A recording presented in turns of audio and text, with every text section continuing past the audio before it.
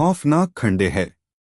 एक छोटे से गांव में एक पुराना खंडहर था जिसे लोग डर के मारे छूने से भी कतराते थे। गांव वाले कहते थे कि वहां रात को अजीब आवाजें सुनाई देती थीं और जो भी वहां गया वह कभी वापस नहीं आया। एक रात एक साहसी युवक राहुल ने अपने दोस्तों के साथ खंडहर जाने का फैसला किया।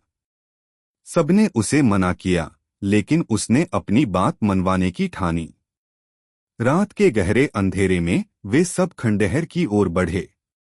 जैसे ही वे खंडहर में पहुंचे, उन्हें वहां सन्नाटा महसूस हुआ।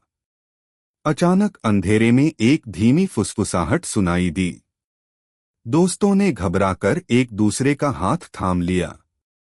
राहुल ने हिम्मत जुटाते हुए कहा, यह सिर्फ हवा की आवाज है। वे अंदर गए और जैसे ही उन्होंने खंडहर के एक कमरे में कदम रखा, दरवाजा अपने आप बंद हो गया। चारों ओर अंधेरा था और तभी उन्हें एक परछाई नजर आई। वह परछाई धीरे धीरे उनकी ओर बढ़ने लगी। डर के मारे उनका दिल तेजी से धड़कने लगा। राहुल ने लाइट जलाई, लेकिन परछाई गायब हो गई। उन्होंने सोचा कि शायद यह उनकी आंखों का धोखा था। लेकिन जैसे ही वे वापस लौटने लगे, उनकी लाइट अचानक बुझ गई।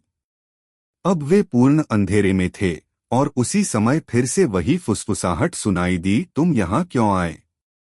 डर से कांपते हुए दोस्तों ने चिल्लाना शुरू कर दिया। तभी एक हाथ उनके कंधों पर पड़ा। वे मुड़े और देखा कि एक धुंधली आकृति उनके सामने खड़ी थी, जिसका चेहरा विकृत था। तुम मुझे नहीं छोड़ सकते, वह चीखते हुए बोली। अचानक सब कुछ अंधेरा हो गया। सुबह गांव वाले खंडहर के पास गए, लेकिन वहां राहुल और उसके दोस्त नहीं मिले। केवल उनकी चीखें हवा में गूंजती रहीं और खंडहर में फिर से सन्नाटा छा गया।